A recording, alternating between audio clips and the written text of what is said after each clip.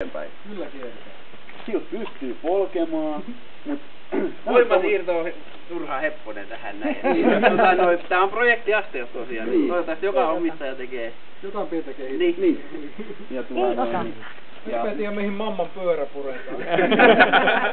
Tää on vähän vaihteita lisää. Ketjua vielä ottaa. Ja jakolaatikkoon kannattaa tehdä välityssuhteen muutos, että tämä rataus tulisi pienemmäksi, kun muuten jää kantapää välityksen väliin. Saa poljettua 4-5 kengää. Ja pakki löytyy. Mutta jarrut on vähän heikommat. Joo. Ei mitä me jarrulla.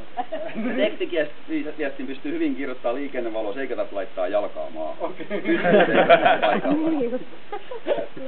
Mites niin eikös kai sun pitäis vetää pikku kunniakierros? Totta kai, juu. Niin olen mäkin vetänyt. Kirjalahjoittaja. Älä lue sitä kirjaa ennen kuin tahkoo vaikka tässä koko ehtooseen kanssa. Lue sit vasta. Huomenna aamulla vielä. Niin.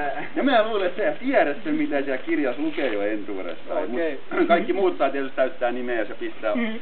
Tää pistää Sanna varmaan se alkuun niinku kiertämään, mutta kyllä säkin sen pienen ajan päästä voit lukea, mitä siellä lukee. Mun terveiseni siitä. Kypärä päähän.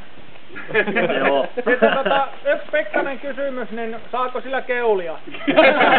No niin, mä epäilen, että ei kannata koittaa ja sitten on käyttövihje. Pyörä kannattaa pitää suoras, kun polkee, ettei tipu ketjut ja mieluummin pieni alkuvauhti, ettei ne ketjun mene pois. Eli alamäkeen, kuka tuuppa?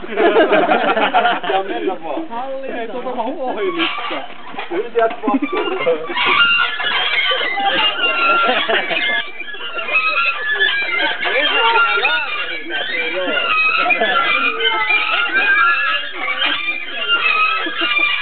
Kuule ainakin missä menee. Tietääkö taulukotti